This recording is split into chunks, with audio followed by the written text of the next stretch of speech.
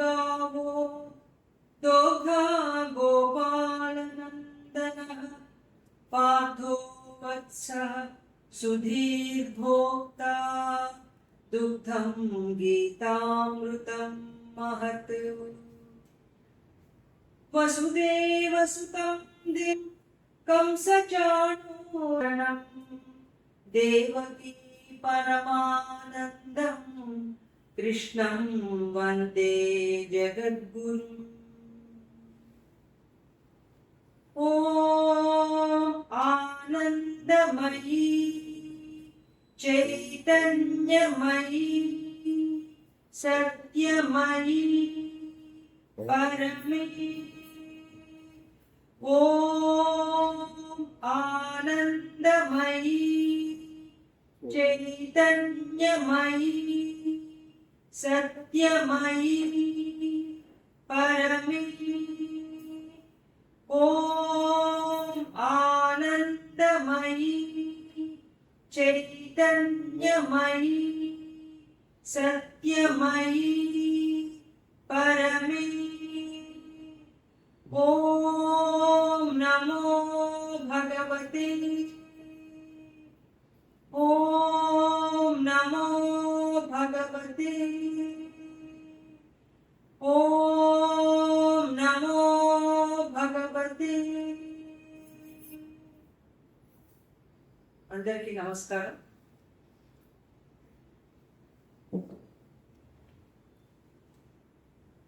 Shri అరవిందుల essays on గీత మనం చదువుతున్నాం. దాంట్లో వారు గీతలో ఉన్నటువంటి అత్యంత లోతైన రహస్యాలన్నింటినీ కూడా చాలా వివరంగా ఆయన వివరించాడు. మనకి ఏ వ్యాఖ్యానంలోనూ మనకి కనపడదు. మనం కిందటిసారి చూసినప్పుడు లోక సంగ్రహ కర్మని గురించి మనం మాట్లాడుకుంటున్నాం. శ్రీ అరవిందులు వారు ఏమి రాశారు, లోక సంగ్రహ కర్మ అంటే ఏమిటి. దాంట్లో లోక సంగ్రహ కర్మని నిర్వర్తించమని చెయ్యమని చెప్పింది ఎవరికంటే పురుషోత్తమ చైతన్యంలోకి వెళ్ళినటువంటి ముక్తుడికి లోక సంగ్రహ కర్మ చేయమని శ్రీకృష్ణుడు ఆదేశించాడు. ముక్తుడంటే ఎవరు? ముక్తుడంటే దైవ ప్రకృతిలోకి వెళ్ళినటువంటి వాడు, దైవ ప్రకృతిని సాధించినవాడు. దైవానికి ప్రకృతి ఉంటుందని మనకి ఇంతవరకు వచ్చిన వ్యాఖ్యానాల్లో మనకి కనపడదు. పరాప్రకృతి నాది అని శ్రీకృష్ణుడు గీతలో చెప్పాడు. నాకు ఒక ప్రకృతి ఉంది. అజ్ఞానంలో జీవిస్తున్నటువంటి మానవులకి అజ్ఞాన ప్రకృతి ఉన్నట్లుగా దైవానికి సమస్తమైనటువంటి జ్ఞానం కలిగిన ప్రకృతి ఒకటి ఉంది. దాని పేరు ఆయన పరాప్రకృతి అని అన్నాడు. నాది పరాప్రకృతి, ప్రకృతిని విద్ధి మే పరా అని చెప్పాడు. ఆ ప్రకృతి ఎందుకు ఉండాలి అంటే, మనం పనులు చేయాలంటే ప్రకృతి తప్పనిసరిగా అవసరం. ప్రకృతి ప్రేరణతోనూ ప్రకృతి ప్రోద్బలంతోనూ ప్రకృతి పని చేస్తేనే మనం పనులు చేయగలుగుతాం. ఏ పనైనా సరే, అతి మామూలు పనుల దగ్గర నుంచి మహోత్కృష్టమైనటువంటి పనుల దాకా అన్ని పనులు చేయాలంటే కావలసింది ప్రకృతి ఉండాలి. ఇప్పుడు దైవానికి ఉన్నటువంటిది దైవీ ప్రకృతి, పరాప్రకృతి అని కృష్ణుడు గీతలో ఆయన చెప్పాడు. ఆ పరాప్రకృతిని చేరినటువంటి వాడు ముక్తుడు. సాధారణంగా అత్యున్నతమైనటువంటి ఆత్మస్థితికి గనక వెళ్ళిపోతే దాని పేరు మోక్షం. మోక్ష స్థితికి వెళ్ళిపోతే ఇక కర్మ చేయడం అనేది ఉండదు. కర్మలన్నీ అందులో లయించిపోతాయి, ఇక ఏమీ ఉండదు. నిశ్చలమైన శాశ్వతమైన ఆనంద స్థితిలో కరిగిపోవటమే అంతే. కానీ గీతలో శ్రీకృష్ణుడు మరొక ప్రకృతి కూడా ఉంది, మరో చైతన్యం ఉంది అని ఆయన చెప్పాడు. ముగ్గురు పురుషులను గురించి ప్రస్తావన చేశాడు. ఒకటి క్షర పురుషుడు, రెండు అక్షర పురుషుడు, మూడు పురుషోత్తముడు. మూడు రకాలైనటువంటి చైతన్యాలు ఉన్నాయి. క్షర పురుషుడు అంటే ప్రకృతి కర్మలలో మునిగిపోయి ఆ పనులన్నీ నేనే చేస్తున్నాను అనుకునేటువంటి అజ్ఞాన ప్రకృతిలో మునిగిపోయిన అంతరాత్మ క్షర పురుషుడు. రెండవ స్థాయి ఉంది అక్షర పురుషుడు. ఆ స్థాయికి వెళ్ళినప్పుడు పనులన్నీ నేను చేయటం లేదు, ప్రకృతి నాతో చేయిస్తోంది అని అంతరాత్మ గ్రహించి ఇవి నా పనులు కావు, నేను జ్ఞానస్వరూపాన్ని శాశ్వతాన్ని అని చెప్పి ఎప్పుడూ కూడా ఆనందంలో ఉండేటువంటి స్థితి నాది అని తెలుసుకుని ప్రకృతి నుంచి విముఖత్వం పొంది తనలో తనే ఆనంద స్థితిలో ఉండేటువంటి చైతన్యం అక్షర పురుషుడు అన్నాడు. ఆత్మ చైతన్యం అంటారు. అందులోనే మనం లయం కావాలి అని కోరుకుంటాం. అదే అత్యున్నతమైనటువంటి స్థితిగా మనం చెప్పుకుంటాం. మన సాంప్రదాయంలో అదే ఉంది. మనం ఏమవ్వాలి? మోక్షం పొందాలి. అందుకే మనం పుట్టాం. అది శ్రీకృష్ణుడు చెప్పినటువంటి రెండవ స్థాయి చైతన్యం, ఆత్మ చైతన్యం. ఇవి రెండూ కాకుండా శ్రీకృష్ణుడు నాది మరొక రకమైన చైతన్యం, మరొక ప్రకృతి అని. ఆ చైతన్యం పేరు పురుషోత్తమ చైతన్యం అని. అంటే ఈ క్షర పురుష చైతన్యం, అక్షర పురుష చైతన్యం అంటే ప్రకృతిలో మునిగిపోయిన అంతరాత్మ, ప్రకృతి నుంచి యువతలకొచ్చి శాశ్వతుడిని అని తెలుసుకున్న ఆత్మ, ఈ రెండూ కూడా పురుషోత్తమ చైతన్యంలో భాగాలు. ఈ రెండింటిని పురుషోత్తమ చైతన్యం వహించి ఉంటుంది. కానీ వీరెండింటికి కూడా పైన ఉండేటువంటి చైతన్యం, వీటికి కట్టుబడని చైతన్యం పురుషోత్తమ చైతన్యం. ఆ పురుషోత్తమ చైతన్యానికి ప్రతినిధి శ్రీకృష్ణ పరమాత్మ. పురుషోత్తమ చైతన్యానికి ప్రతినిధిగా మనకి అవతారంగా ఆయన జగద్గురువుగా శ్రీకృష్ణ పరమాత్మ ఉన్నాడు. ఈ పురుషోత్తమ చైతన్యానికి ఉన్నటువంటి ప్రకృతి పరాప్రకృతి. ఈ పరాప్రకృతి ఉండడం వల్ల భగవానుడు విశ్వకర్మలన్నింటినీ కూడా ఆయన నిర్వహిస్తున్నాడు. మొత్తం సమస్త కర్మలకి కూడా నిర్వాహకుడిగా ఉంటూ ఒకే సమయంలో ఆయన శాశ్వతుడు, అభవుడు, పుట్టుకలేనివాడు, ఆత్మకి ఏమేమి ఉన్నాయో అవన్నీ ఉన్నటువంటి స్థితిగా ఉంటూ దానికంటే పైన వ్యవహరిస్తూ విశ్వాన్నంతటినీ కూడా విశ్వకర్మలన్నింటినీ ఆయన చేస్తున్నాడు. ఇప్పుడు ఆయన ఏం చెప్తున్నాడంటే, నాకు మళ్ళీ నువ్వు కూడా దివ్య కర్మలుగా నీ కర్మలన్నిటినీ చెయ్యాలి అని అర్జునుడికి చెప్తున్నాడు. ఇది కొంత ఆశ్చర్యకరమైనటువంటి స్థితి. మోక్షం కాకుండా ఈ స్థితికి మనం చేరుకోగలుగుతాము. శ్రీకృష్ణుడు ఆదేశిస్తున్నటువంటిది కూడా ఈ పురుషోత్తమ చైతన్యంతో, ఆ ప్రకృతితో, ఆయనకు ఉన్నటువంటి పరాప్రకృతితో పనులు చేయాలి. ఇప్పుడు అర్జునుడి ముందర ఉన్నటువంటిది యుద్ధం అనే కర్మ, ఆయన ముందు ఉండేది. మన ముందున్నవి ఎవరి స్వభావాన్ని బట్టి వాళ్ళకి వేరువేరుగా మన కర్మలన్నీ ఉంటాయి. సో ఎవరు ఏ కర్మ చేసినా, ఏ పని చేసినా పురుషోత్తమ చైతన్యంతో, పురుషోత్తమ ప్రకృతితో చేయాలి. ఇది శ్రీకృష్ణుని యొక్క ఉపదేశం. ఇప్పుడు ముక్తుడు ఇటువంటి వాడు కనుక శ్రీకృష్ణ పరమాత్మ, లేకపోతే పరమాత్మ ఆయన ఈ ప్రపంచాన్ని గురించి పెట్టుకున్నటువంటి ఒక దివ్యమైన ఆదర్శమే ఉన్నది. ఆ ఆదర్శం ఎక్కడుంది అంటే చాలా దూరంగా ఉంది. ఆ ఆదర్శాన్ని మానవులందరూ కూడా చేరుకోవటం అనేది పరమాత్మ యొక్క లక్ష్యం. అంత దూరంలో అంటే ఎక్కడో యుగాల అవతల ఉన్నటువంటి ఆ ఆదర్శం, భగవానుడు పెట్టుకున్న ఆదర్శం ఎవరు నిర్వహించగలుగుతారు అంటే ముక్తుడు మాత్రమే నిర్వహిస్తాడు. పురుషోత్తమ ప్రకృతిని చేరుకున్నటువంటి ముక్తుడు లోక సంగ్రహ కర్మని నిర్వహించగలుగుతాడు.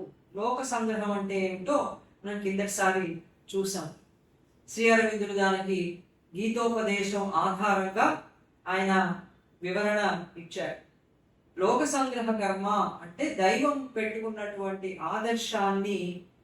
ఆదర్శం వైపుగా ప్రపంచాన్నంతటినీ కూడా ఒక విభ్రమంలో, గందరగోళంలో పడకుండా దాన్ని పట్టి ఆ వైపుగా తీసుకువెళ్ళగలిగేటువంటి వాళ్ళు ముక్తులు. వాళ్ళు ఈ చేసేటువంటి కర్మ, ఈ ప్రపంచాన్నంతటినీ దైవాదర్శం వైపుగా తీసుకుపోయేటువంటి బాధ్యత వాళ్ళది. వాళ్ళు చేసేటువంటి ఈ పని లోక సంగ్రహ కర్మ అని. లోక కళ్యాణం కోసం చేసేటువంటి కర్మలు కాదు, ఈ ఆదర్శం వైపుగా ప్రపంచాన్ని తీసుకువెళ్ళేటువంటిది లోక సంగ్రహ కర్మ అని చెప్పి ఆయన అంటారు. ఇప్పుడు పురుషోత్తమ చైతన్యం గురించి చెప్తూ ఆయన పురుషోత్తమునికి రెండు ఉన్నాయి. ఒకటి ఆత్మ ప్రశాంత స్థితి ఆయన దగ్గర ఉంది. రెండు పనులు చేసేటువంటి శక్తి ఆయన. సాధారణంగా ఈ రెండు కూడా ఒకదానికి ఒకటి విరుద్ధం. ఎందుకంటే క్రియాశీలంగా పనులు చేస్తున్నప్పుడు ఆత్మ ప్రశాంత స్థితి ఉండదు. ఆత్మ ప్రశాంత స్థితిలో ఉన్నవాడు ఆ దైవంలో, ఆ దైవ చైతన్యాన్ని పొంది అందులో ఆనందం పొందుతూ ఉన్నప్పుడు పనులు చేయరు. ముముక్షువులంతా కర్మలు చేయగలరా? చేయట్లేదుగా.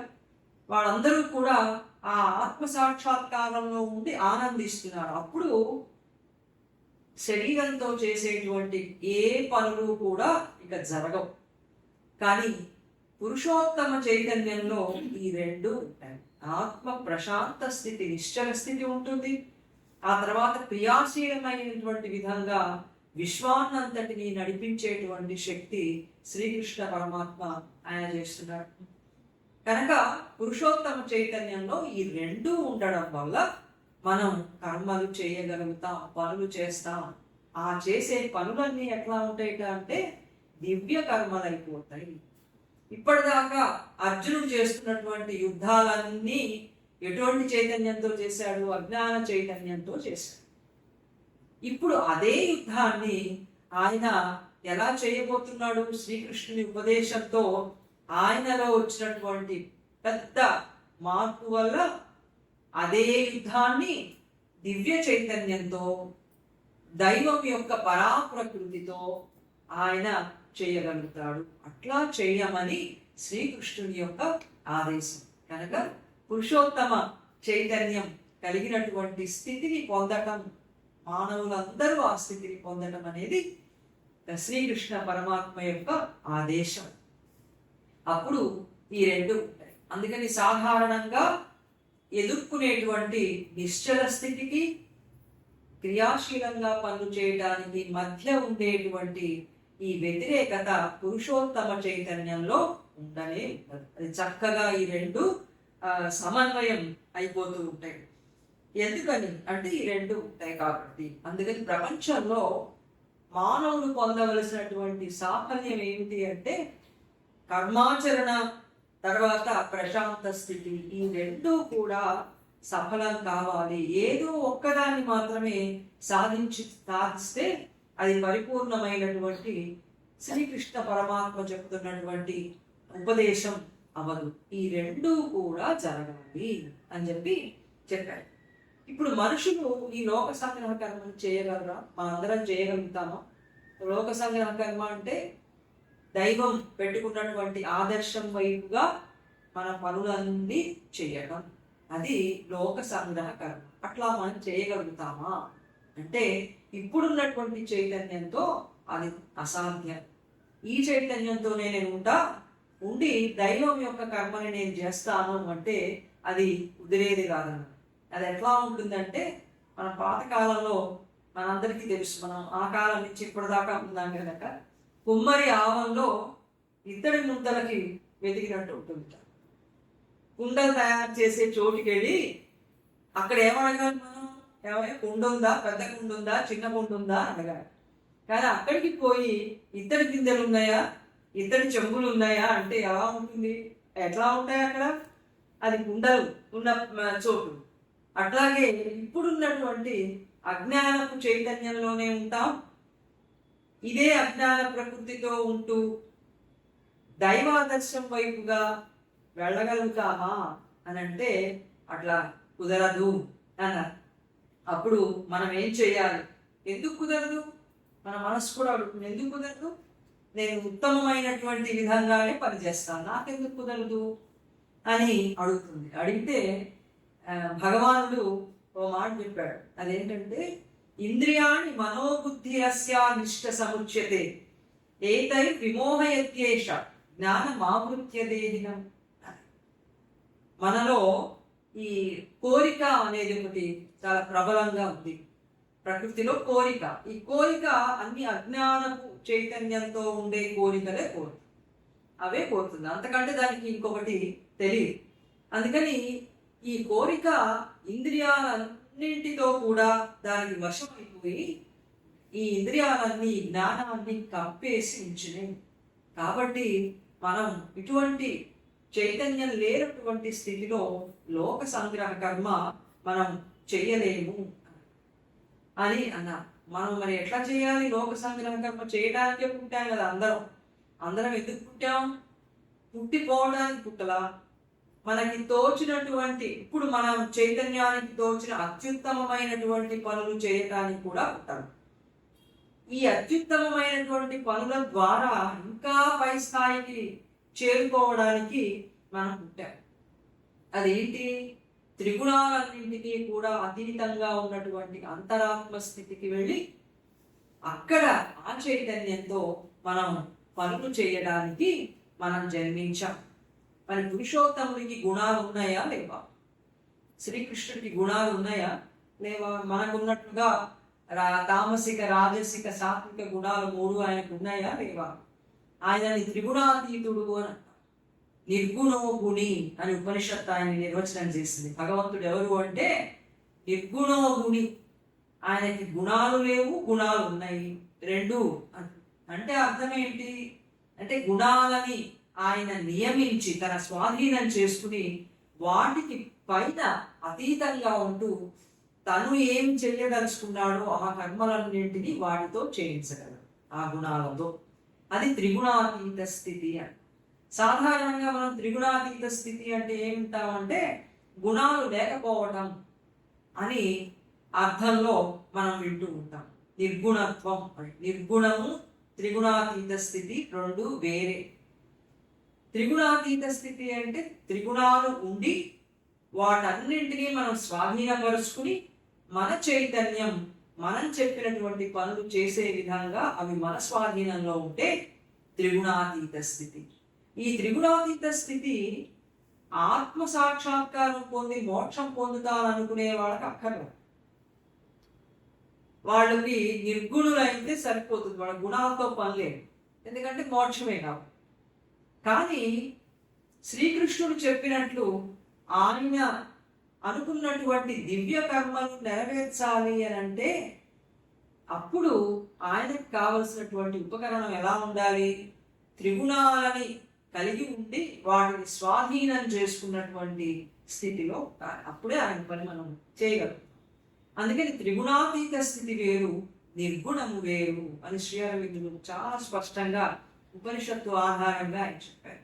త్రిగుణాలను స్వాధీనం చేసుకున్న స్థితి త్రిగుణాతీత స్థితి, త్రిగుణాలని వదిలిపెట్టి ఆత్మలో లయమయ్యేటువంటి స్థితి నిర్గుణము అని అన.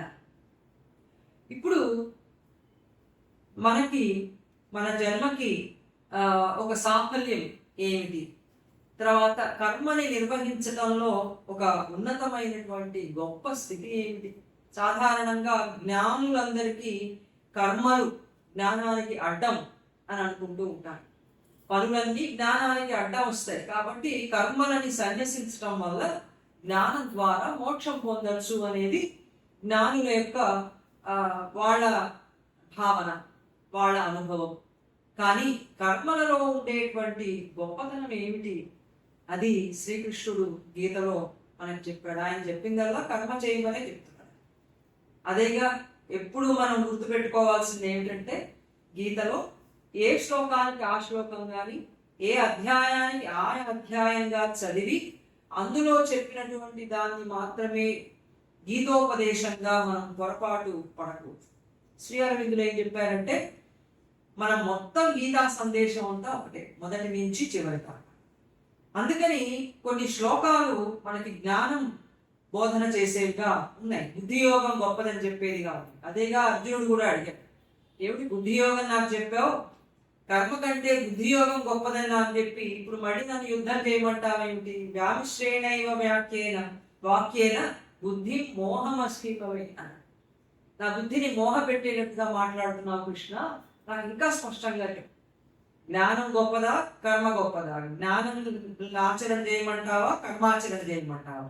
ఏదో ఒకటి అన్నారు. అందుకని ఏ అధ్యాయానికి ఆ అధ్యాయం కొన్ని శ్లోకాలకి మనకు వేరుగా కనిపించినప్పుడు ఇవి వేరు అని అంతవరకే ఆ పరిమితంగా అర్థం చేసుకోవటం వల్ల శ్రీకృష్ణుని ఉపదేశ సారం అంతా కూడా మనకి ఏది అర్థం అవ్వదు. కనుక లోక సంగ్రహ కర్మ చేయాలనుకునేటువంటి మానవుడు అచల ప్రశాంత ఆత్మస్థితిని సాధించాలి. తర్వాత ఆ దివ్య దైవం యొక్క చైతన్యంతో ఉండాలి. మన త్రిగుణాలన్నిటికీ కూడా అతీతంగా ఉండాలి. ఇవన్నీ ఉండి వీటితో మనం కర్మ చేయాలి. ఇప్పుడు కర్మ చేయటానికి కానీ, అచలమైన ఆత్మ నిశ్శబ్ద స్థితికి కానీ ఏమి వైరుధ్యం లేదు. రెండు ఒకదాంతో ఒకటి చక్కగా పొడాంతో ఒకటి తోడ్పడుతూ ఉంటాయి. అందుకని శ్రీ అరవిందులు అన్నారు, God is there not only in the silence but in the action. భగవంతుడు ఒక నిశ్శబ్ద ఆత్మస్థితిలోనే లేడు, ఆయన కర్మలో కూడా ఆయన ఉన్నాడు. కనుక ఈ రెండింటికి కూడా వైరుధ్యం లేదు. వచ్చిన చిక్కగా ఎక్కడుంది అంటే ఈ రెండింటికి విరోధాన్ని సృష్టించడంలో ఉంది. నేను ఆత్మస్థితిలో పనులు చేయలేమని, పనులు చేస్తే ఆత్మస్థితిలో మనం ఉండలేమని ఇటువంటి భావన వల్ల మనకి ఇబ్బంది. కానీ లేకపోతే ఆత్మస్థితిలో ఉంటూ కర్మం చేసేటువంటి విధానాన్ని శ్రీకృష్ణుడు గీతలో మనకి స్పష్టంగా చెప్పాడు. కనుక గీతోపదేశం అంతా కూడా మానవుడు దైవ చైతన్యంతో, దైవ ప్రకృతితో కర్మ ఎలా చేయాలి అనేదే ప్రధానం. అందులో కర్మల మీదే ఎక్కువగా నొక్కి చెప్పింది గీత, ఎట్లా కర్మలు చేయాలి అని. ఇప్పుడు అక్షర చైతన్యం మాత్రమే, ఆత్మ చైతన్యం మాత్రమే కీలకం కాదు, అదే హైయెస్ట్ సీక్రెట్ కాదన్నాము, అత్యున్నత రహస్యం కాదు. ఎవరికి కాదు అత్యున్నత రహస్యం? దైవం యొక్క కర్మలని చెయ్యాలనుకునేటువంటి వాడికి అత్యున్నత రహస్యం అది కాదు. మానవుడు సాధించాల్సిన అత్యున్నత రహస్యం పురుషోత్తమ చైతన్యం, అది మనం సాధించాల్సిన అది అత్యున్నతమైనటువంటి రహస్యం అని చెప్పి అది నిర్వహించాలనేటువంటి మానవుడు ముక్తుడై భగవానుని యొక్క ప్రకృతిని పొంది ఆ ప్రకృతితో లోక సంగ్రహ కర్మని చేయగలుగుతాడు అని చెప్పి లోక సంగ్రహ కర్మని ఇట్లా నిర్వచించింది. ఈ లోక సంగ్రహ కర్మ అనేది అవతార తత్వానికి లీడ్ చేస్తుంది. భగవంతుని యొక్క అవతార తత్వం ఎట్లాంటిది, దాని ప్రయోజనం ఏమిటి? శ్రీ అరవిందులు ఎస్సేస్ ఆన్ ద గీతాలో ఆయన మనకి 3 ఎస్సేస్ రాశారు. 3 ఎస్సేస్ ఆయన అందులో ఎస్సేస్ ఆన్ ద గీతాలో మనకి అవతారాన్ని గురించి, అవతార ప్రశస్తిని గురించి కాదు. అదేంటంటే the possibility and purpose of avatarhood, the process of avatarhood, the divine birth and divine works. ఈ 3 వ్యాసాలు ఆయన రాశారు. అవతార ప్రయోజనం ఏమిటి, అవతారంగా వచ్చినటువంటి అవతార మూర్తి ప్రపంచంలో ఏ విధంగా ఆయన పనిచేస్తాడు, తర్వాత ఆయన చేసేటువంటి ఆయన జన్మ దివ్య జన్మ, డివైన్ బర్త్. మనలాగా అజ్ఞానంలో జనించినటువంటి జన్మ, మన జన్మలు వేరుగా ఉన్నాయి, ఆయన జన్మ వేరుగా ఉంది. ఇప్పుడు ఆయనది దివ్య జన్మ, ఎందుకో తర్వాత వస్తుంది. ఆయనది దివ్య జన్మ, ఆయన చేసేటువంటి పనులన్నీ కూడా దివ్య ప్రకృతితో పరాప్రకృతితో నిర్వహిస్తున్నాడు కనుక ఆయన పనులన్నీ దివ్య కర్మలు. ఈ 3 ఎస్సెస్ కూడా ఆయన అందులో రాశారు. రాసి అవతారం అనేది దాన్ని అర్థం చేసుకోవడానికి శ్రీ అరవిందులు ఇలా అన్నారు, we must now look a little more closely at this avatarhood and at the significance of divine birth, of which it is the outward expression. అవతారమూర్తి అనేది దివ్య జన్మకి మనం బయట కనిపించేటువంటి రూపం. ఆయనది దివ్య చైతన్యంతో కూడినటువంటి జన్మ. దానికి ఉదాహరణగా ఆయన శ్రీకృష్ణుడిగా అవతారం దాల్చాడు. ఈ అవతారం అనేటువంటి అవతారమూర్తి, అవతారం యొక్క ప్రశస్తి, ప్రాముఖ్యత అనేవి ఇది చాలా ముఖ్యమైనటువంటి లింక్ గీతోపదేశంలో అన్నారు. ఎందుకు అది అంత ముఖ్యమైనటువంటిది అంటే మానవుని యొక్క చైతన్యాన్ని ఉన్నతమైనటువంటి కృష్ణ చైతన్యం వైపు, కృష్ణుడు అంటే ఆయన పురుషోత్తముడే శ్రీకృష్ణుడు. అందుకని పురుషోత్తమ చైతన్యం వైపుగా మానవ చైతన్యాన్ని అంతటిని తీసుకువెళ్ళడానికి ఆయన అవతారంగా కిందికి దిగి వచ్చాడు కనుక గీతోపదేశం మొత్తానికంతా కూడా లింక్ ఏంటంటే అవతారం ప్రశస్తి, అవతారం యొక్క ఈ ప్రాముఖ్యత ఉంది అని చెప్పి ఆయన అన్నారు. ఇక్కడ శ్రీ అరవిందులు వివరిస్తూ దివ్య జన్మ అనే దానికి 2 ఆస్పెక్ట్స్ ఉన్నాయి. ఎవరు కూడా ఎక్కువగా దాన్ని గమనించరు, గబగబా పైకి అన్ని చదివేసుకుంటూ వెళ్ళిపోతారు. కానీ దివ్య జన్మ అనేది చాలా ముఖ్యమైనది. అది ఏంటంటే మానవ రూపంలో దైవం అభివ్యక్తం కావటం అనే అద్భుతమే. మానవ రూపంలో దైవం అభివ్యక్తం కావటం అదొక అద్భుతం. ఈ దివ్య జన్మకి there are 2 aspects of the divine birth. 2 పక్షాలు ఉన్నాయి, 2 ముఖ్యమైనటువంటి ఆస్పెక్ట్స్ ఉన్నాయి. అదేంటంటే ఒకటి డిసెంట్, రెండవది ఎసెంట్. భగవంతుడు కిందకి దిగి వస్తున్నాడంటే ఆయన ఊరికే వచ్చాడా? ఊరికే అలా మనకు తెలుసు. ధర్మ సంస్థాపనార్థాయ సంభవామి యుగే యుగే అన్నాడు. దీన్ని మనం వింటూనే ఉన్నాము, తరతరాలుగా మనం వింటున్నాము. అలాగే సాధు రక్షణ, దుష్ట శిక్షణ, ఈ 2 కోసం వస్తాడు అని వింటున్నాము. పురాణాలలో కూడా మనం అదే చూశాము. రాక్షసులంతా ప్రపంచంలో పుట్టినప్పుడు దేవతలంతా పోయి విష్ణుమూర్తిని ప్రార్థన చేస్తే రాక్షస సంహారం కోసం అవతారాలు ఎత్తి రావడం, రాక్షస సంహారం అయ్యాక వెళ్ళిపోవటంగా మనం పురాణాలలో చూసాం. ఇంతేనా? ఇందుకోసమేనా భగవానుడు వచ్చే? ఏమైనా ప్రపంచానికి ఒక మార్గం చూపించడానికి కానీ, మానవులని అజ్ఞానంలో నుంచి బయటపడేయడానికి కానీ ఆయన ఏమైనా అవతారంగా వచ్చి చేస్తాడా? ఏమిటి అంటే శ్రీ అరవిందుడు చాలా అద్భుతమైనటువంటి విషయాన్ని వారు వ్యాఖ్యానం చేశారు. గీతా బోధనంతా కూడా చూసినట్లయితే శ్రీకృష్ణుడు ఉపదేశం ద్వారా నాలోకి నువ్వు నివసించు, నివసిష్యసి మయ్యేవా మద్భావమాగత అని చెప్పటం మనం చూస్తాం. నా భావానికి నువ్వు రావాలి అంటే నా చైతన్యానికి, నా స్థితికి నువ్వు రావాలి అని అర్జునుడికి చెప్పటం, తర్వాత నాలో ఉంటూ కర్మలు చేయాలి అని చెప్పటం మనం గీతలో మనం చూసాం. దీన్ని బట్టి చూసినట్లయితే భగవానుడి యొక్క అవతార తత్వానికి 2 రకాలైన ఆస్పెక్ట్స్ ఉన్నాయని మనకు తెలుస్తుంది. కేవలం ఆయన వచ్చి సాధారణంగా మనం ఏమనుకుంటామంటే పాండవుల వైపు నిలబడి కౌరవులు అధర్మం చేస్తున్నారు కనుక వాళ్ళందరినీ కూడా మొత్తం సంహరించడానికి శ్రీకృష్ణుడి అవతారం అని. ఇంత చిన్న పని చేయడానికి అంత మహానుభావుడైనటువంటి చైతన్యం అవతారంగా రావాలా? ఆయన వచ్చిన తర్వాత ఈ పని కూడా చేస్తే అది వేరే విషయం.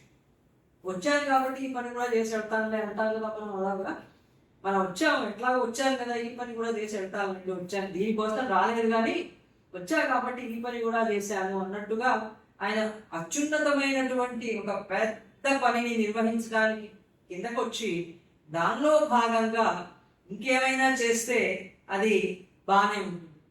కానీ అత్యున్నతమైనటువంటి ఆయన చేయదలుచుకున్న పని ఏమిటి అంటే గీతా సందేశం చూసిన తర్వాత గీతా బోధకి 2 ఆస్పెక్ట్స్ ఉన్నాయి అని చాలా స్పష్టంగా తెలుస్తుంది. తెలియాలంటే చాలా లోతుగా గీతా సందేశాన్నంతటినీ కూడా మనం చూడాల్సి ఉంటుంది. మనం ఇందాక చెప్పుకున్నట్టుగా ఎక్కడికక్కడికి ఏ అధ్యాయానికి ఆ అధ్యాయాన్ని మనం ఆనందిస్తూ ఉంటాం. ఎందుకంటే ప్రతి అధ్యాయంలోనూ సత్యం ఉంది. ప్రతి అధ్యాయంలోనూ కర్మయోగంలోనూ ఒక సత్యం ఉంది, జ్ఞానయోగంలో సత్యం ఉంది, భక్తి యోగంలో సత్యం ఉంది. సత్యం లేనిది ఎక్కడ గీతా సందేశంలో? అన్ని అధ్యాయాల్లోనూ సత్యం ఉంది. కనుక ఒక్కొక్క అధ్యాయాన్ని మనం చదువుతున్నప్పుడు చాలా ఆనందం కలిగి ఇదే గీతోపదేశం, ఇదే ఇదే ఇదే అని అనిపిస్తూ ఉంటుంది. కానీ ఇవన్నీ ఈ పాక్షిక సత్యాలన్నీ చిట్ట చివరి మహోన్నతమైనటువంటి సత్యం వైపు తీసుకుపోతున్నాయి అని మనకు తెలియాలంటే చాలా ఎక్కువ శ్రద్ధతో లోతుగా గీతా సందేశాన్ని చూడాల్సి ఉంటుంది. అలా చూసి శ్రీ అరవిందులు అన్నారు, ఒక మహోన్నతమైనటువంటి పని నిర్వహించడానికి అవతారం అనేది కిందికి దిగి వస్తుంది. ఆ పని ఏంటంటే ఒకటి డిసెంట్, రెండవది ఎసెంట్. ఆయన దైవ చైతన్యం, దైవం మానవ చైతన్యంలోకి దిగి రావడం అవరోహణ. మానవ చైతన్యంలోకి దిగి రావడం. 2, అజ్ఞానంలో ఉన్నటువంటి మానవ చైతన్యాన్ని తన దైవ చైతన్యంలో తీసుకోవడం ఆరోహణ. దీని పేరు ఎసెంట్.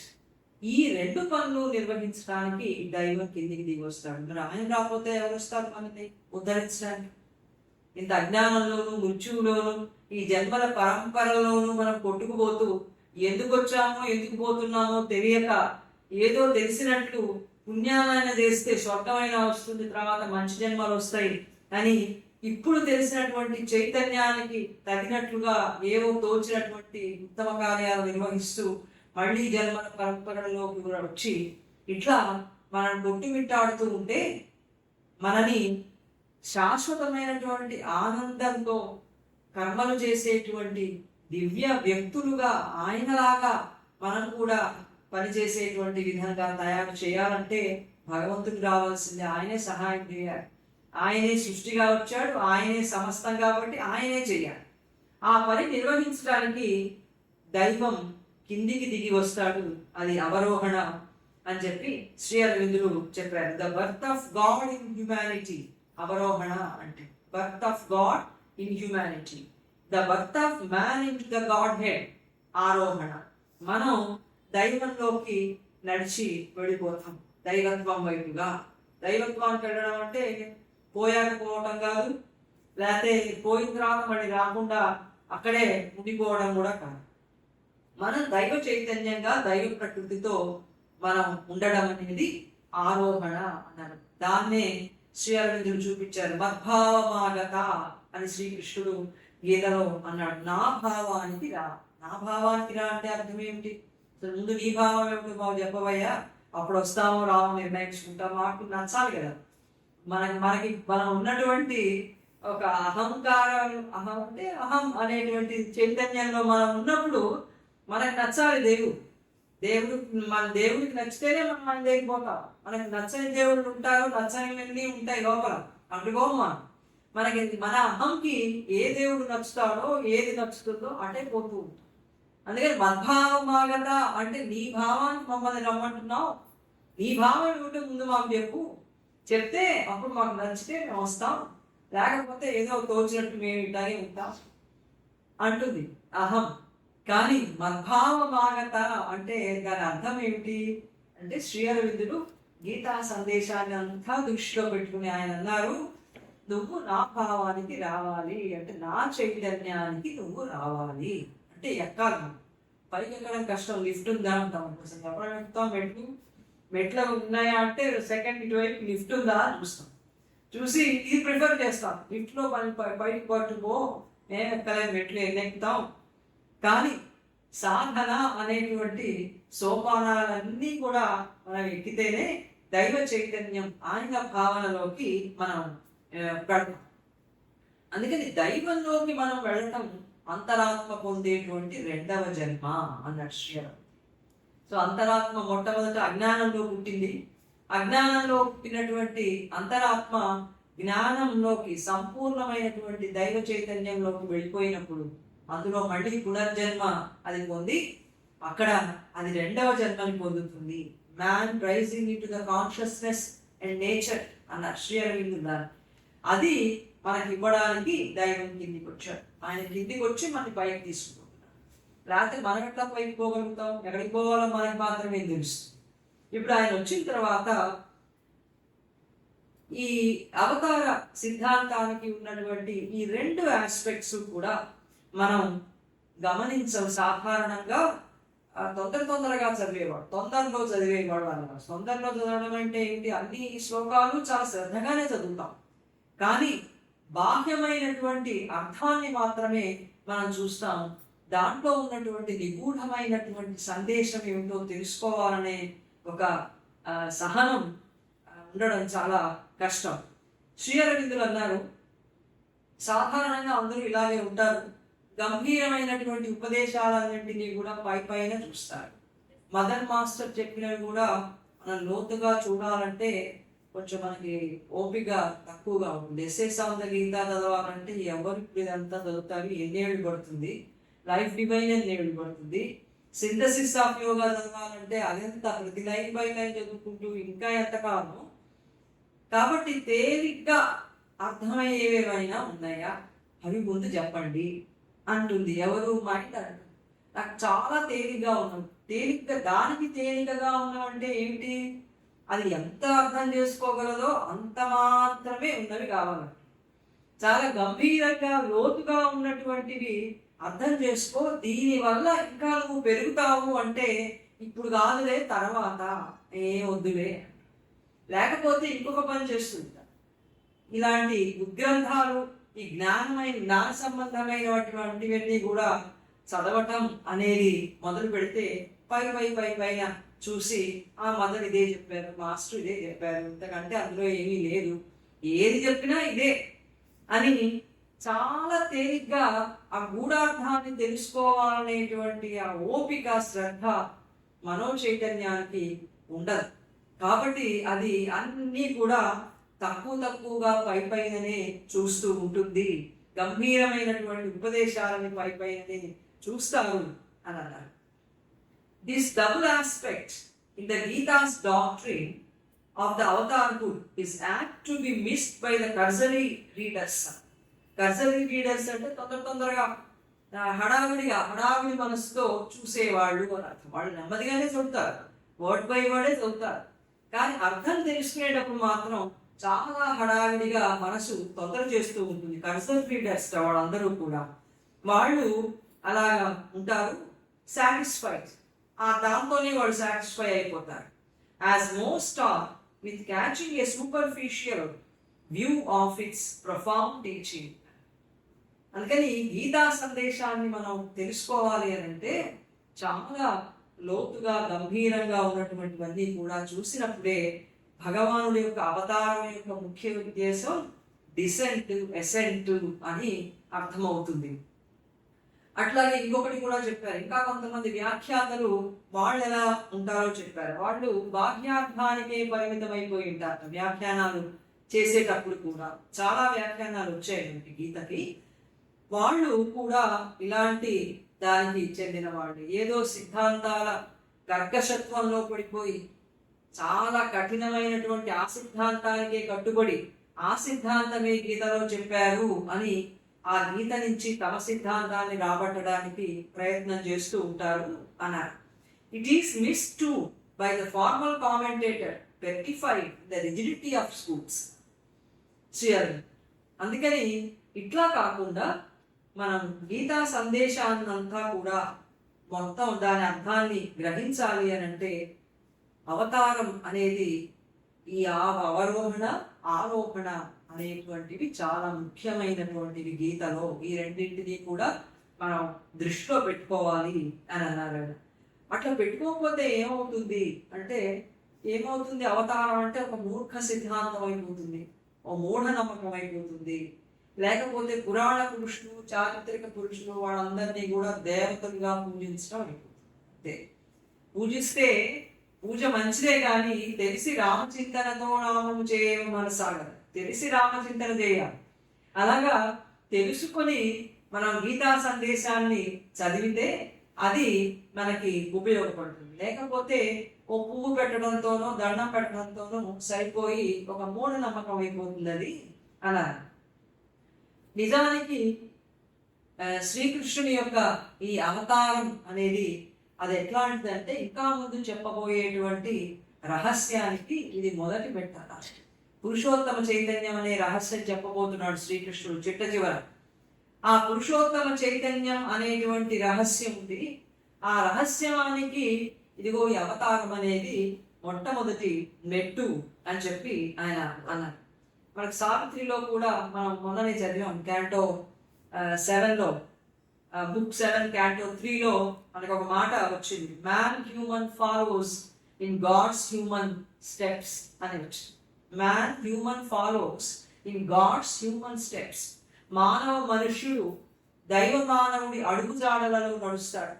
దైవం మానవుడిగా కిందికి దిగి వస్తే ఈ మానవ రూపంలో ఉండే మనిషి ఆ దైవం యొక్క అడుగుజాడలలో నడిచి దైవ చైతన్యం వైపుగా వెళ్తాడు అని దాంట్లో సావిత్రిలో రాసినట్లుగా గీతలో కూడా పరమాత్మ చెప్తున్నటువంటిది ఇదే.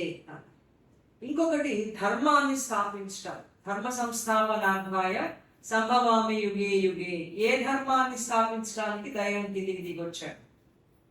ధర్మాన్ని స్థాపించడానికి వచ్చిన మాట నిజమే కానీ ఏ ధర్మాన్ని స్థాపించడానికి ఆయన కిందికి దిగి వచ్చాడు? సాధారణమైనటువంటి ధర్మాలని నిలబెట్టడానికి గనక ఆయన వస్తే ఇంత పెద్ద అవతారం ఒక వృధా ప్రయాస అయిపోతుంది నా శ్రీరం. ఎలాగంటే వజ్రం దొరికి దోడికి, వజ్రం దొరికితే ఆయన అటు ఇటు తిప్పి చూశాడు. తిప్పి చూసి ఏంటిది ఇట్లా ఉంది, బాగుంది, రాయి కంటే గట్టిగా ఉంది, కొట్టి చూశాడు పగల్లా, చాలా గట్టిగా ఉంది వజ్రం ఏదో అని చెప్పి ఏం చేయాలి దీంతో అని చూస్తే ఇంట్లో కుంకుడుకాయలు కనపడబెట్టాయి. పాతకాలం సంగతి, కుంకుడుకాయలు ఎక్కడ ఉన్నాయి మనకి, షాంపూలే కానీ. అందుకని పూర్వకాలంలో కుంకుడుకాయలు, ఆ కుంకుడుకాయలు కొట్టుకోవడానికి బ్రహ్మాండంగా ఉంది వజ్రం అనుకున్నాడు. అందుకని ఆ వజ్రంతో కుంకుడుకాయలు కొట్టడం మొదలెట్టాడు. అంటే కోట్లాది రూపాయల విలువ చేసేటువంటి వజ్రం దేనికి ఉపయోగపడిందిరా అంటే ఇదిగో కుంకుడుకాయ కొట్టుకోవడానికి ఉపయోగం. అలా పరమాత్ముడు అత్యంత శక్తివంతుడు, గొప్ప చైతన్యమూర్తి అయిన వాడు కిందికి దిగి రావడం అనేది సామాన్య ధర్మాన్ని మాత్రమే నిలబెట్టడానిక అని అంటే అప్పుడు అవతారం అంతా కూడా వృధా అయిపోతుంది. ఎందుకంటే ఒక న్యాయాన్ని నిలబెట్టడానికి కానీ, మంచి ప్రమాణాలని ప్రపంచంలోకి తీసుకురావడానికి కానీ భగవంతుడే దిగి రావాల్సినటువంటి పని లేదు అన్నారు శ్రీరవింద్ర. ఆయనే రావాలా? ఆయనే ఎందుకు ప్రధానమంత్రి రావాలా? మన రోడ్డు వేయాలంటే సెంటర్లో ఉన్న ప్రధానమంత్రి పెద్ద పెద్ద పనులు చేస్తాడు, అంతేగాని మన లేన్లో ఉన్న సిమెంట్ రోడ్డు కొట్టుకుపోతే ఆయన వచ్చి వేయిస్తాడా? చీఫ్ మినిస్టర్ వచ్చి అక్కడ నిలబడి చూసి రోడ్డు వేయిస్తాడా? అవసరం లేదు. వాడు అవి వేయడానికి వేరే వ్యవస్థలన్నీ ఉన్నాయి. అవి సక్రమంగా చేస్తే రోడ్డు దానంతట బాగుపడిపోతుంది. అలాగా ప్రపంచంలో కూడా ఎన్నో మార్గాలు ఉన్నాయి న్యాయాన్ని, ప్రమాణాన్ని నిలబెట్టడానికి. అందుకని సాధారణ మార్గాల ద్వారా దైవం నిలబెట్టగలడు. సర్వంలో కూడా ఆయన ఉన్నాడు గనక తన శక్తిని ఉపయోగించి ఈ న్యాయాన్ని, ధర్మాన్ని ఆయన నిలబెట్టగలడు. ప్రపంచంలో మహాత్ములు పుట్టారు, ఋషులు ఉన్నారు, చక్రవర్తులు పుట్టారు. వాళ్ళందరూ కూడా ధర్మాలని నిలబెట్టగలుగుతారు. ఎందుకు నిలబెట్టలేరు? వాళ్ళు నిలబెట్టగలుగుతారు. కనుక ఇన్ని మార్గాలు ఉండగా ఒక్క ధర్మాన్ని మాత్రమే నిలబెట్టడానికి దైవం కిందకి దిగి రావాల్సినటువంటి అవసరం లేదు. ఇందాక అనుకున్నట్టుగా వచ్చిన తర్వాత ఇది కూడా చేయగలడా? ఇది చేయలేడా? చేయగలుగుతారు. కానీ దీనికోసం మాత్రమే ఆయన అవతారం ఎత్తడు పరమాత్మ. సో అవతారం ఎందుకు వస్తాడు అంటే శ్రీ అరవిందుడు చెప్పారు గీతా సందేశం ఆధారంగా. అదేంటంటే మానవ ప్రకృతిలో దైవ ప్రకృతి అభివ్యక్తం కావడానికి వస్తాడు. మనందరిది మానవ ప్రకృతి. అజ్ఞానంలో పనులు మనతో చేయించేదంతా ప్రకృతి. ఆ ప్రకృతిలో భాగమే అహము, మనస్సు, ప్రాణము, తర్వాత భౌతిక చైతన్యం. ఇవన్నీ కూడా ప్రకృతి కలిపి, ఈ మూడు కలిపి. అందుకని ఈ మూడు మనని ప్రోద్బలం చేస్తే మనం అజ్ఞానంలో కర్మలు చేయాల్సి వస్తుంది బలవంతంగా. యంత్రారూఢాని మాయయ, యంత్రం మీద తిరుగుతున్నాం మనం. ప్రకృతి తిప్పుతుంటే గిరా గిరా గిరా మనం ఆ యంత్రం మీద తిరుగుతూ ఏమనుకుంటున్నా అంటే అన్నీ నేనే చేస్తున్నాను, ప్రకృతి ఎక్కడుందో మనకు తెలియదు, అంతరాత్మ తెలియదు, ఏం తెలియదు. అందుకని ఆ ప్రకృతే నువ్వే అంతా అనిపించి యంత్రం మీద గిరగిరగిర తిప్పుతుంటే మనం ఆహా నేనే తిరుగుతున్నా అని అనుకుంటున్నాం. ఒక ఈగ తిరుగుతున్న చక్రం, బండి చక్రం కింద వాలి ఆ బండి చక్రం తిరుగుతుంటే ఇది తిరుగుతుంది. ఇది అనుకుంటా ఉంటే నేనే మోస్తున్నా ఈ బండి చక్రాన్ని మోస్తూ తిప్పుతున్నది నేనే అని అనుకుంటూ ఉంటుంది. అట్లా ఈ ప్రకృతిలో మనం తిరుగుతున్నటువంటి మనం ఇటువంటి అజ్ఞాన ప్రకృతిలోకి పరాప్రకృతిని తీసుకురావడానికి దైవం అవతారంగా కిందికి దిగొచ్చి ఆయన చేసే పనుల ద్వారా మనకి ఉదాహరణ ప్రాయుడిగా ఉండి మనం కూడా ఆయన చేస్తున్నట్టు కర్మలు నిర్వహించడానికి మనకి ఒక ఉత్సాహము, ప్రేరణ అన్ని ఇస్తాడు. కానీ చూస్తే మనలాగే పనులు చేస్తున్నట్టు కనిపిస్తాడు కదా. కృష్ణుడు కూడా ఏం చేశాడు? అల్లరి చేశాడు. ఆయన కూడా అన్ని వాళ్ళకి వీళ్ళకి వెళ్ళాడు, వెన్న దొంగిలించాడు. ఇవన్నీ మనం చేసే పనులలోనే ఉన్నాయి. ఆయన మట్టి తిన్నాడు. ఏమిటి ఆయనకి మనకి తేడా ఏమిటి? ఎట్లా తెలుసుకోవాలి అంటే, ఎట్లా తెలుసుకోవాలో గీతలో మొదటి అధ్యాయం నుంచి 2వ అధ్యాయం నుంచి సాంఖ్యయోగం నుంచి మనకి ఎట్లా మనలో ఉన్నటువంటి అంతర్గతంగా ఉన్న దైవ చైతన్యాన్ని మనం తెలుసుకోవాలో ఆ సాధన అంతా ఆయన చెప్పి, ఆ సాధన ద్వారా ఈ చైతన్యాన్ని కనుక తెలుసుకుంటే పురుషోత్తమ చైతన్యం అనేది ఒకటి ఉందని నీకు తెలుస్తుంది. దానికి ఒక ప్రకృతి ఉంది, దాని ద్వారా పనులు చేయటం అనేది జ్ఞానంలో పనులు చేయటంగా అవుతుంది. అప్పుడు నా ఉపకరణంగా పనులు చేస్తావు అని ఈ మానవ ప్రకృతిలోకి దైవ ప్రకృతి ఎట్లా వస్తుంది అనేది చూపించడానికి ఆయన అవతారంగా కిందికి దిగి వచ్చాడు అన్నారు. తర్వాత ప్రపంచంలో మనం బ్రతకడానికి, పనులు చేయడానికి ఇప్పుడు మనకి తోడ్పడుతున్నది ఏమిటి అంటే నిమ్న చైతన్యం తోడ్పడుతుంది. లోవర్ పర్సనాలిటీతో ఇప్పుడే అనుకున్నాను ప్రకృతి చేయిస్తోంది. అది మనకి సహాయంగా, ప్రేరణగా ఉంది పనులు చేయాలి అని అంటే. కానీ ఈ పనులు ఇంకొక రకంగా కూడా చేయొచ్చని పరమాత్మ అవతారంగా వచ్చి చూపిస్తున్నాడు. అదేంటంటే దివ్య ప్రకృతితో ప్రపంచంలో, జీవితంలో కూడా మనం జీవించవచ్చు అని చూపిస్తున్నాడు. సాధారణంగా దైవ చైతన్యంతో మనం ప్రపంచంలో ఉండగలం అని మనకి అది నమ్మకం లేదు. నమ్మకం కంటే కూడా అలా ఉండే అవకాశం లేదు అని ఇంతవరకు మనం విని ఉన్నాం. ఆత్మ చైతన్యం పొందినటువంటి వాడు ప్రపంచంలో ఆ చైతన్యంతో కర్మలు చేసే అవకాశం లేదు, పనులు చేసే అవకాశం లేదు. ఎందుకంటే అజ్ఞానంలో ఉన్న ప్రకృతి ఆ ఆత్మ చైతన్యాన్ని అది రానివ్వదు, పని చేయనివ్వదు. కనుక అది కుదరని పని. ఆత్మ చైతన్యంతో ఉన్నవాడు ఇక్కడ పనులు చేయలేదు. కానీ భగవద్గీతలో శ్రీకృష్ణుడు ఏం చెబుతున్నాడు?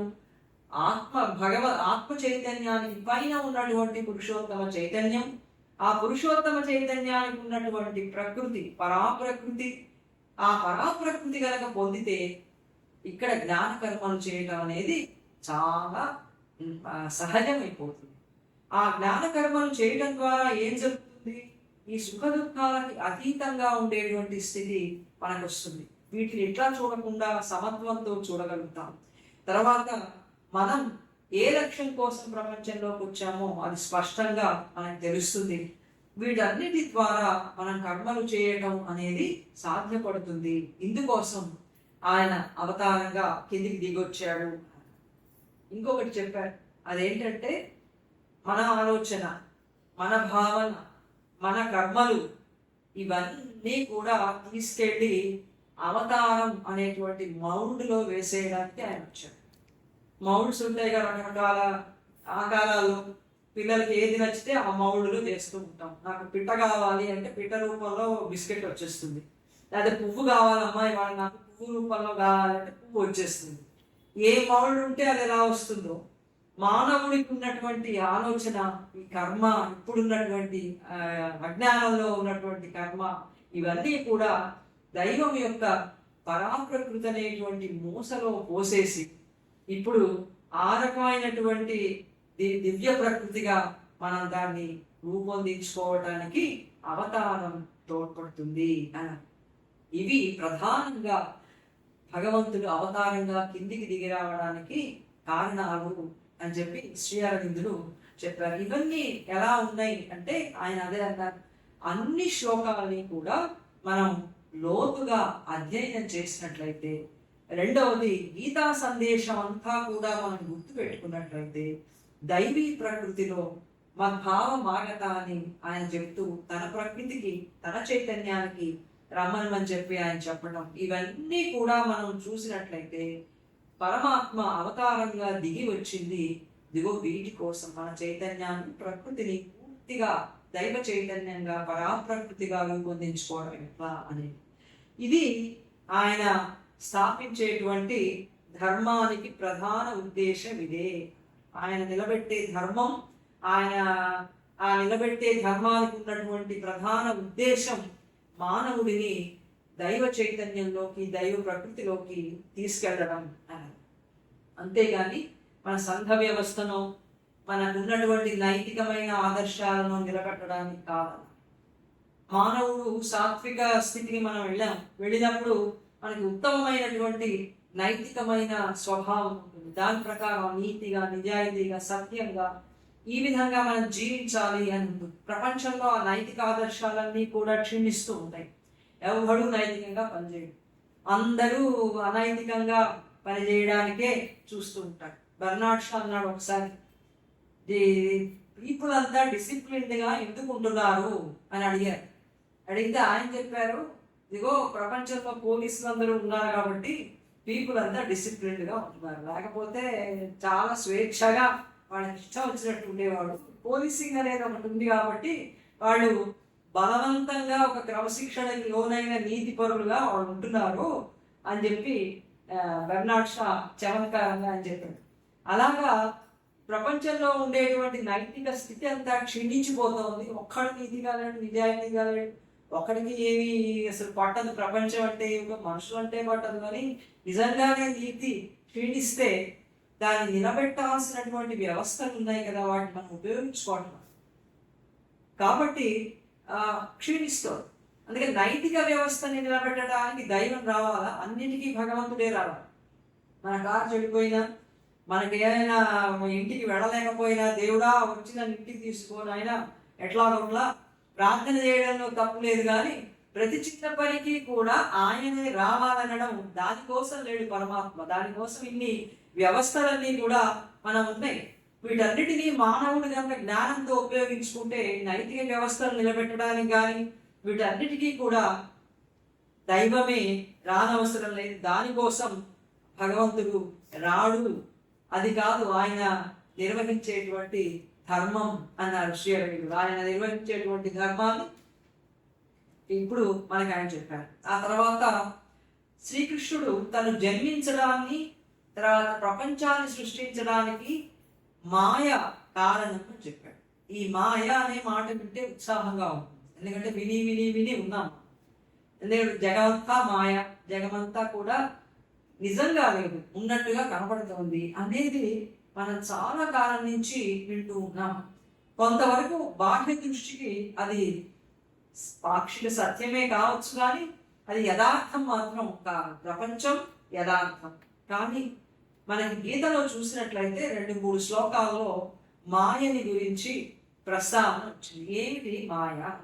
మనం ఎప్పుడు వింటున్నటువంటి భ్రాంతి, విద్య, ఆ అర్థంలో భగవానుడు వాడాడా? సాధారణంగా అదే అర్థంలో ఆయన వాడాడు. ప్రపంచం మాయ అని అంటున్నాడు ఆయన అని మనం వింటూ ఉంటాం చెప్పడం. కానీ శ్రీ అరవిందులు అన్నారు ఆయన అట్లా రాయలేదు ఆయన. కానీ ఆయన భూమి మీదకి రావడంలో, ఈ ప్రపంచాన్ని సృష్టించడంలో మాయ అనేటువంటి దాని పాత్ర చాలా ప్రధానంగా ఉన్నట్లు మనకి గీతలో శ్లోకాల వల్ల తెలుస్తుంది. ప్రకృతి స్వామవష్టభ్య సంభవామాత్మ మాయ. నా ఆత్మ మాయతో నేను ప్రకృతిని నేను సృష్టించాను. ప్రకృతిలో నిమగ్నమైపోయేటువంటి జల సమూహాన్నంతా సృష్టినంతా నేను సృష్టించాను మాయ చేతనే అన్నాడు. ఈ మాయ ఏమిటి? ఇది భ్రమ, భ్రాంతి అన్న అర్థాల్లో శ్రీకృష్ణుడు ఉపయోగించలేడు. ఉపయోగించకపోతే మరి ఎట్లా ఉపయోగించాలి? ఏ అర్థంలో ఉపయోగించాలి? మాయ అంటే దైవ చైతన్యం తన వ్యక్తిత్వాన్ని వైవిధ్యంతో ఏర్పాటు చేయడం కోసం తన శక్తిని ఆయన అట్లా ఉపయోగించాడు. తన శక్తిని ఉపయోగించడాన్ని మాయ. దైవ చైతన్యం ఉంది, ఆ దైవ చైతన్యానికి ఒక శక్తి కూడా ఉంది. సృష్టించాలంటే శక్తి కావాలి.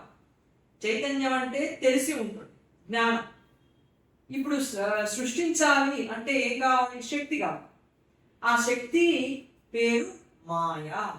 దైవ చైతన్యానికి ఉన్న సృష్టి చేసే శక్తి పేరు మాయ. ఆ శక్తి ఏం చేసింది? ప్రపంచంలో వైవిధ్యాన్ని తీసుకొచ్చింది. ఎంత వైవిధ్యం ప్రపంచంలో ఉంది! ఈ వైవిధ్యాన్నంతా తీసుకురావడానికి ఉపయోగపడినటువంటి దైవ శక్తి పేరు మాయ అని భగవానుడు అక్కడ ఆ అర్థంలో ఆయన ఉపయోగించాడు. నా ఆత్మ మాయతో, నా ఆత్మశక్తితో నేను ప్రపంచాన్ని సృష్టించాను అని. కనుక ప్రపంచం మాయా, భ్రాంతి అనే అర్థం మనకి ఇక్కడ రాదు. ఇక్కడ రెండు మాటలు శ్రీ అరవిందుడు వివరణ చేశారు. ప్రకృతిని స్వామవష్టభ్య సంభవాం ఆత్మమాయ అని భూతగ్రామమిమం కృష్ణ అవశం ప్రకృతిరేర్వశ అని.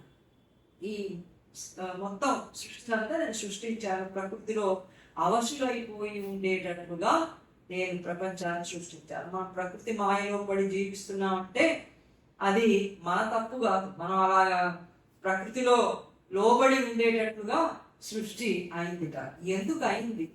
మనము ఆయనే, అంతా ఆయనే కాబట్టి, దైవమే కాబట్టి ఆ ప్రకృతిలో అజ్ఞానంలో ఉన్నటువంటి చైతన్యం కూడా పరమాత్మని.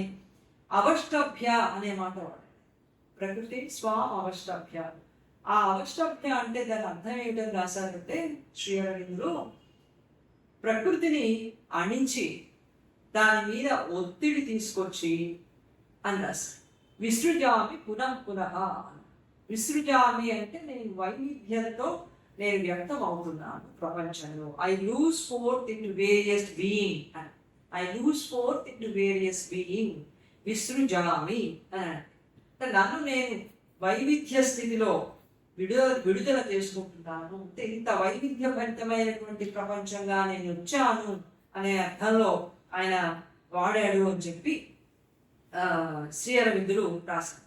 ఇంకొక చోట ఆయన ప్రకృతి స్వామధిష్ఠాయ సంభవామ్యాత్మమాయ, ప్రకృతిని నేను నియంత్రించి ప్రకృతి మీద ఆధిపత్యాన్ని నేను వహించి నన్ను నేను జన్మింపజేసుకున్నాను, నేను జన్మించాను అని.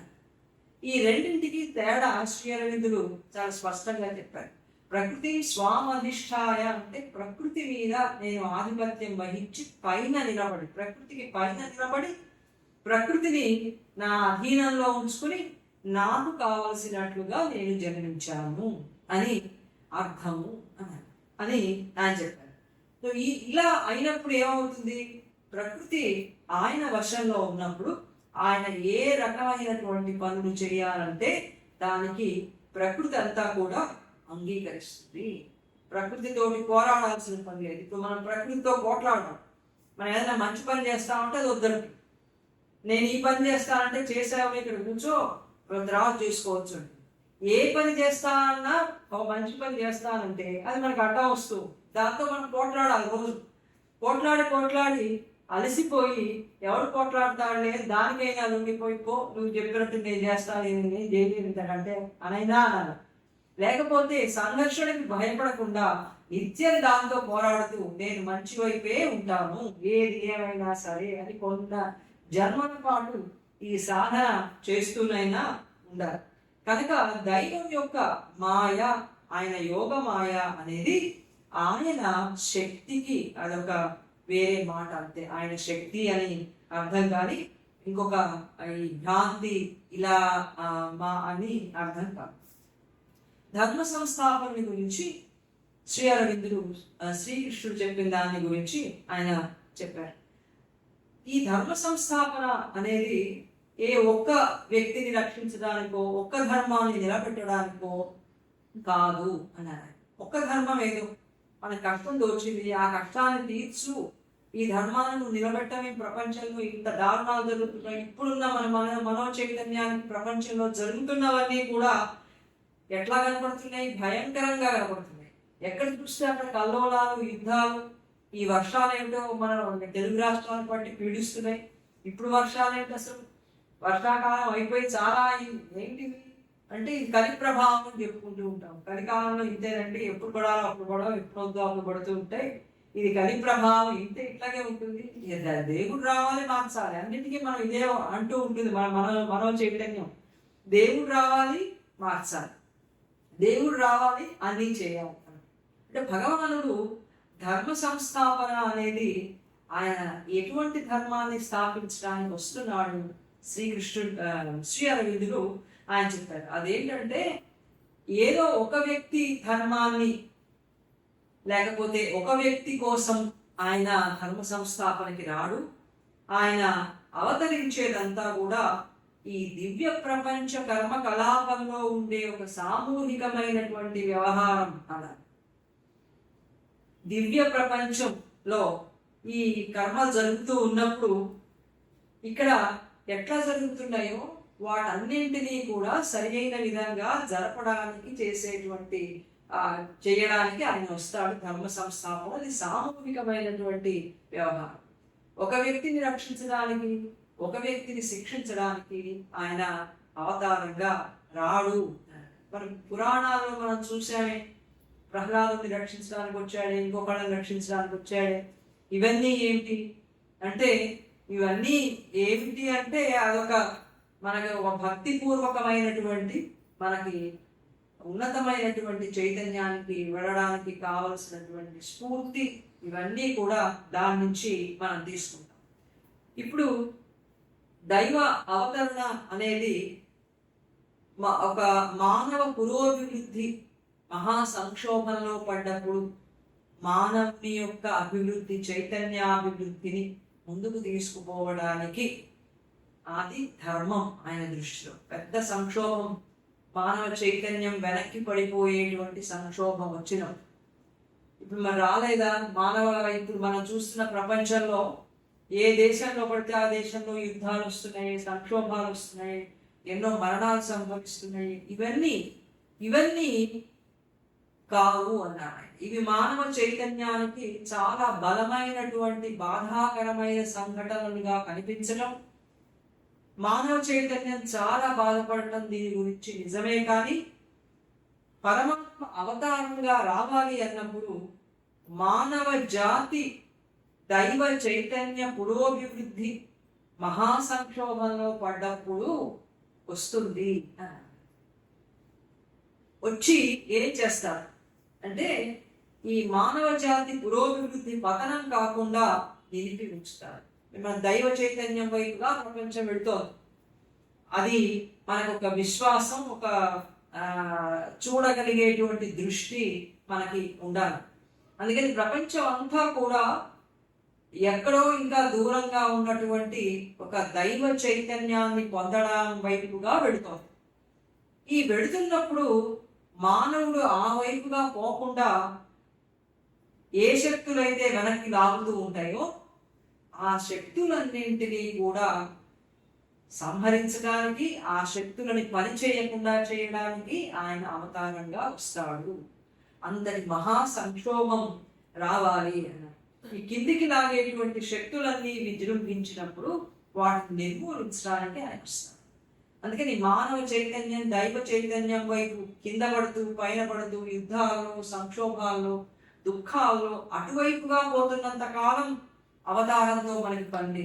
ఎందుకంటే అజ్ఞాన ప్రపంచంలో ఈ సంఘర్షణలోనే మనం పోవాల్సి వస్తుంది. మారణకాండ నుంచే పోవాలి, మహా దుఃఖం నుంచే మనం పోవాలి దైవ చైతన్యం వైపు. ఇంతకంటే వేరు మార్గం లేదు. అజ్ఞాన పరిణామంలో ఇదే విధంగా జరుగుతుంది. దీన్ని ఆపడం అనేది ఎవరి వల్ల కాదు. వీటిలో కూడా మానవ చైతన్యం దైవం వైపుకే వెళుతూ ఉన్నంత కాలం మనకి దైవం యొక్క అవతారంతో ఈ ప్రపంచానికి పని ఉండదు, ఆయన అవసరం ఉండదు అని. అట్లా కాకుండా దైవ చైతన్యం వైపుగా మనం పోవడానికి అడ్డుపడేటువంటి శక్తులు, దారుణమైన శక్తులు వచ్చి అటువైపు వెళ్ళటం లేదు అనుకున్నప్పుడు ఆయన అవతారంగా వచ్చి ఆ శక్తులన్నిటినీ కూడా నిర్మూలన చేస్తాడు. శ్రీకృష్ణ అవతారం కూడా మహాభారత యుద్ధంలో అదే జరిగింది. కౌరవులు పాండవులు వాళ్ళ మధ్య జరిగినటువంటి కొట్లాటలకి ఆయన రాల. ఈ మహా దారుణమైనటువంటి యుద్ధం అని ప్రపంచ రాజ్యాలన్నీ కూడా యుద్ధంలో పాల్గొని ఒక దైవం వైపుకి వెళుతున్నటువంటి ప్రపంచాన్ని అరికట్టడానికి దుష్ట శక్తులన్నీ కలిసి పనిచేస్తాయి. అటువంటి దుష్ట శక్తులని నిర్మూలన చేయడం అనేది దైవం యొక్క అవతారం వల్ల మాత్రమే సాధ్యం, కానీ ఇక ఏ రకమైనటువంటి శక్తి వల్ల సాధ్యపడదు. అందుకని మనం దైవ చైతన్యం వైపు వెళుతున్నామా లేదా అనేదే స్కేల్, మనం ప్రమాణం. అటువైపు పోతున్నంత కాలం దైవం యొక్క అవతారంతో ప్రపంచానికి పని ఉంటుంది, సంఘర్షణతో పోతూనే ఉంటాం. ఇట్లా ఇంత మహా సంక్షోభంలో పడ్డప్పుడు ఆయన వస్తాడు అన్నాడు.